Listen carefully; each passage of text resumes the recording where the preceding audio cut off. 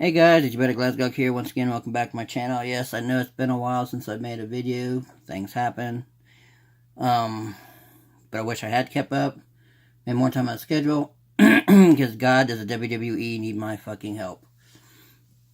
And one of them is right here with the Women's Tag Team Championship belts that they just trying to debut. And they're, where the fuck are they debuting it? The Elimination Chamber. That is the worst fucking place to debut this shit. There's only one place to debut these things, and that is at WrestleMania 35, or 2019, whichever one you want to call it. This is where you debut the Tag Team Championships of the women. This proves once again, by putting it at the Elimination Chamber, this proves once again, like I've been saying all along, WWE does not give a shit about its women's fucking division. And that's the problem. The women's division has been on a fucking tear. Well, not every storyline they have done has knocked it out of park, but on par with the men's division, the women have been carrying the fucking company on their back when it comes to performance and storylines. Okay? It's not their fault that WWE keeps dropping fucking storylines. Okay? And just take a look at it. Why would you have the big ass event at the Elimination Chamber? This is a brand new fucking title. There's only one place to debut it. Like I said, WrestleMania. And since you're not debuting the title at WrestleMania, this proves that WWE just does not want to put the women up with the men. And don't get me wrong, I'm not a feminist or anything. You guys should know that by now.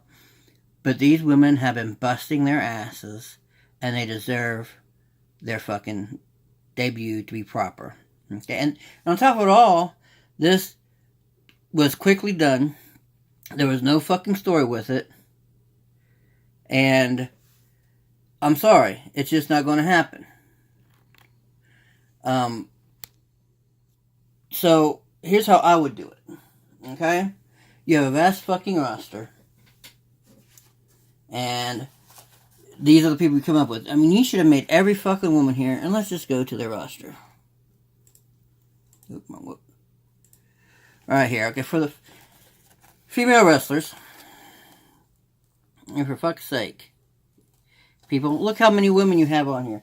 Now, granted, Alexa Bliss was out with injury, so I probably not put her in it. But you have, all these things are fucking wrong. Here is my tag teams I would have done. Here's how I would have done it. I would not put this at Elimination Chamber.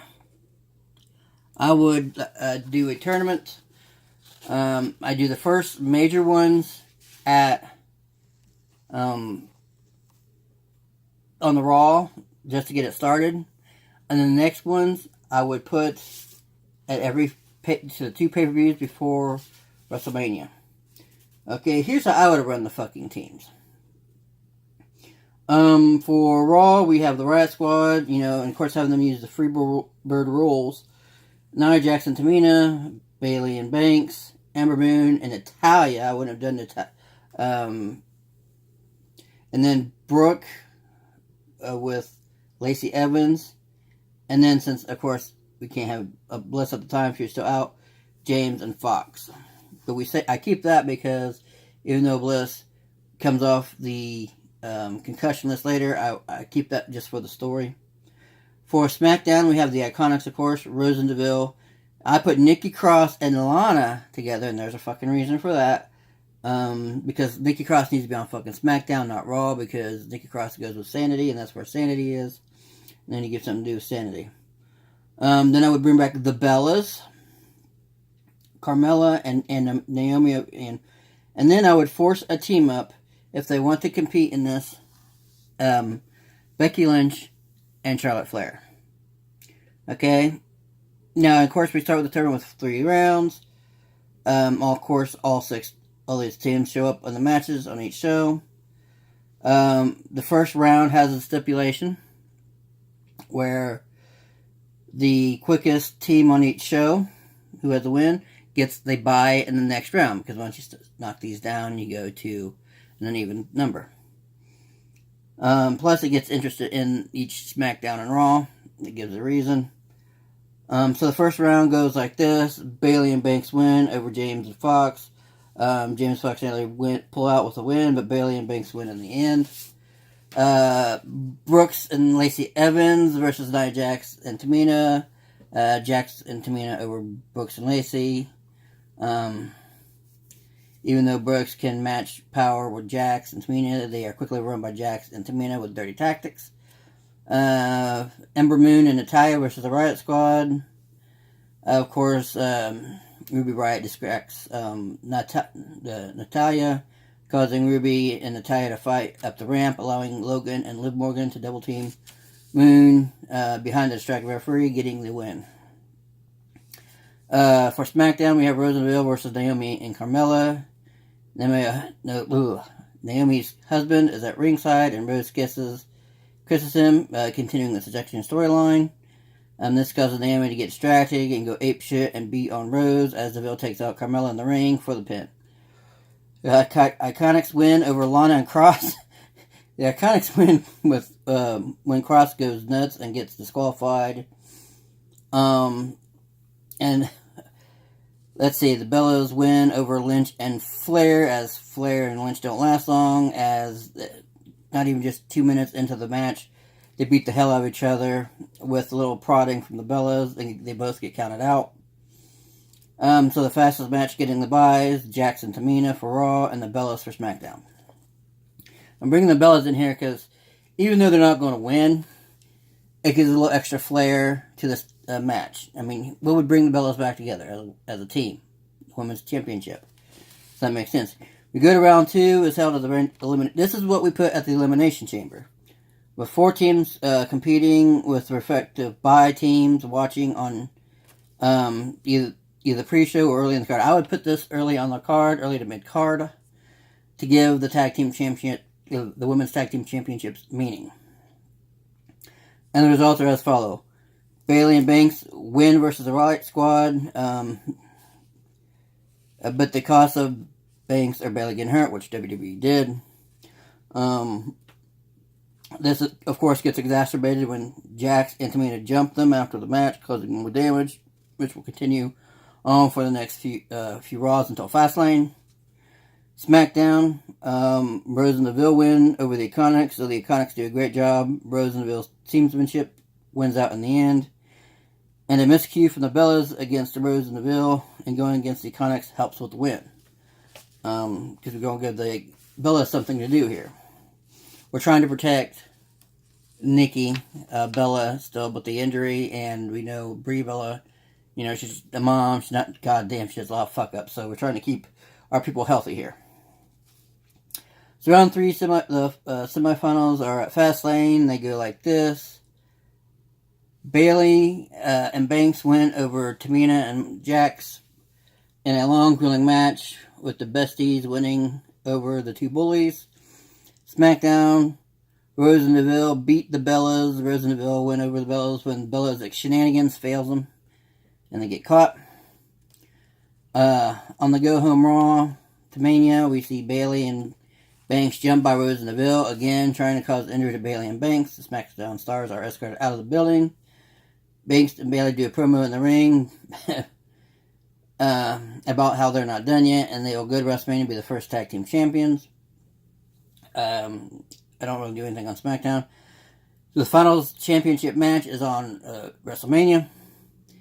It's one of the headlining matches because we're going to focus on the women picking up the game and how WWE really wants to focus on the women's championship. And it is, we complete the jumping with one of the Bailey or Banks being hurt. And this match will go about 15 minutes, maybe 20. And you work over the injured face so much, which is probably what they're going to do tonight on the Elimination Chamber. We would make him work the great injured babyface comeback against the heels. But no matter what, it's Bailey and Banks just can't get the pin or submission on Rose or Deville. And oh, I forgot the stipulation of this match is a no DQ, no count out. There will be a winner. Submission or pinfall must happen. Because this is the first title. You want a good winner. You don't want shenanigans. So, we have Bayley hurt. We have Banks hurt. But they make the comeback near the end. We have Banks beating on Deville outside the ring. And we have Bayley do a super belly to Bayley on Rose. And the ref is distracted by Deville and Banks on the outside when we have Paige come running in from the crowd. Hits Bayley with a pipe, knocking her out. Pulls Rose over onto Bayley. Ref, of course, turns around, counts 1, 2, 3.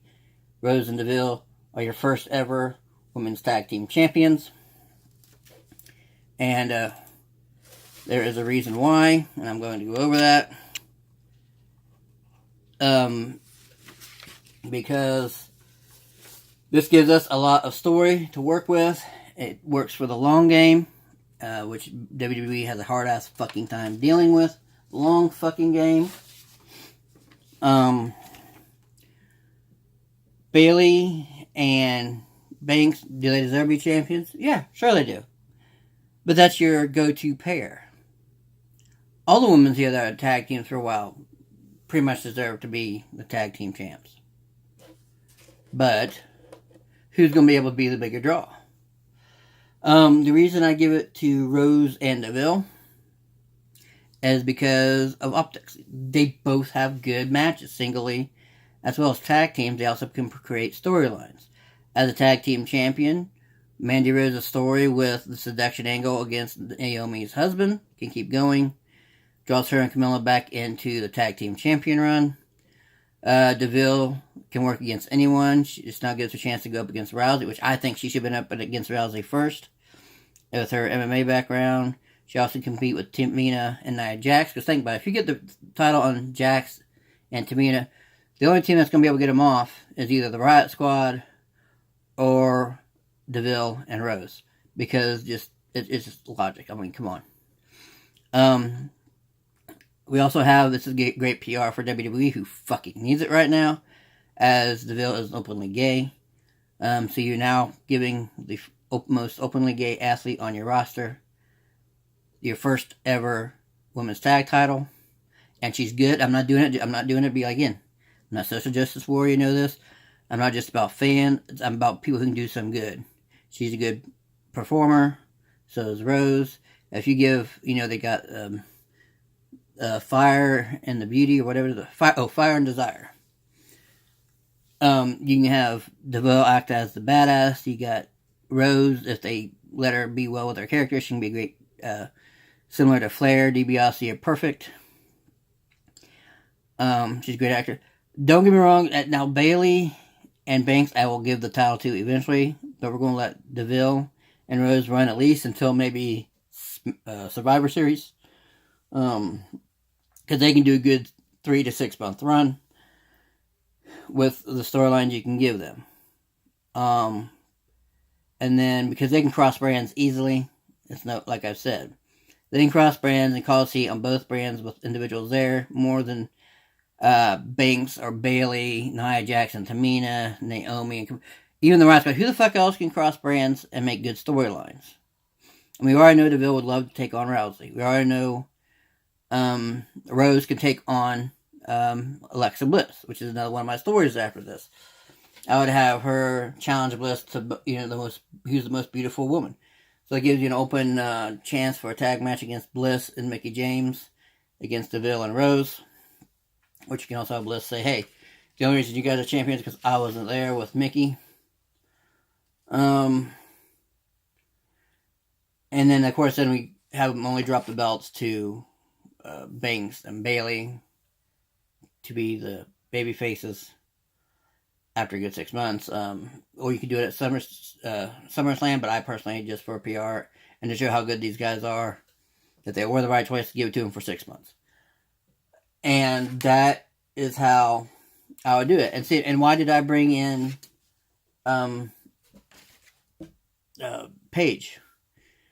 Paige would go along with my Daniel Bryan storyline, which will be coming up.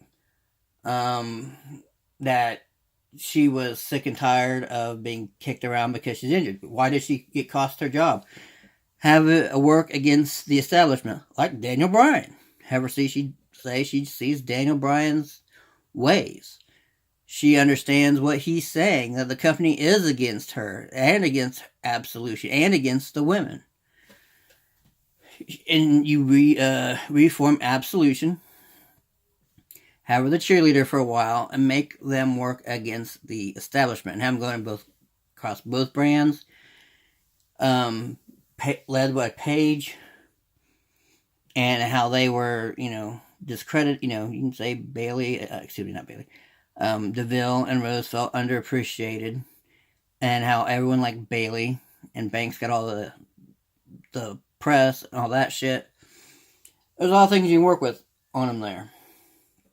So, and then you can work on redemption with Paige, if you want to. Again, it just opens up story, which WWE desperately fucking needs. They desperately need it. They have no story. Doing this only confirms they don't fucking care about the division. And they don't. I mean, Jesus Christ, look at what I did. They will only use part of their roster.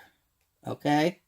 And one of the rosters I didn't put on there was, let me get down to the SmackDown women. They didn't use Selena Vega or Lana. You could have had them fucking team up. This is, of course, is that wiki links. So you're not even using your whole fucking roster. That's a disgrace. I mean, shit. Granted, I wouldn't give Vega or Lana the win, like I didn't. But shit. I mean, who else have they used? I mean, and this is the problem. They don't have a lot of people. Of course, you couldn't use Asuka, and you couldn't use Rousey. But you got everyone. See, I gave everyone here. Is there anyone I missed on? No, I got everyone on Raw, too. See, I used every fucking woman I had. I even included the NXT women. Lacey Evans and, oh shit, Nikki Cross. So, what the fuck? And I just gave you the 3 months story for the WrestleMania event, one of the main WrestleMania events, and the women's tag title. There was a 3-month story just for a tag team, which extends the story. It's not rushed. And then you have a story with 2 winners who can run for 3 to 6 months on story because they can create problems on both brands. You give it to Nikki and Bailey. Not Nikki. God damn, I keep saying Nikki. Banks and Bailey. And don't get me wrong, they deserve it. But everyone's expecting this. I just gave you guys something people weren't expecting. I gave you a situation where 2 baby faces had 3 possible. You had the Riot Squad. They were against the Riot Squad. They were against Tamina and Jax. And then they went either against the Bellas or Rose and DeVille. This sets up everyone thinking that Banks and Bayley are going to win. And they didn't. And it still went to a good team. I mean, you can't give this title to the Bellas. Their time is done. It's just the only logical choice. And I don't think WWE, as we can clearly see, is smart enough to run like this. What do you guys think? Comment down below. Let's see what happens tonight at Elimination Chamber. Guarantee they're probably going to fuck it up somehow. Even if Bailey and Banks win this, somehow they're going to fuck it up. What do you think? You know the drill. Go down below, like, comment, subscribe. As always, you guys take care, and I will see you all next time.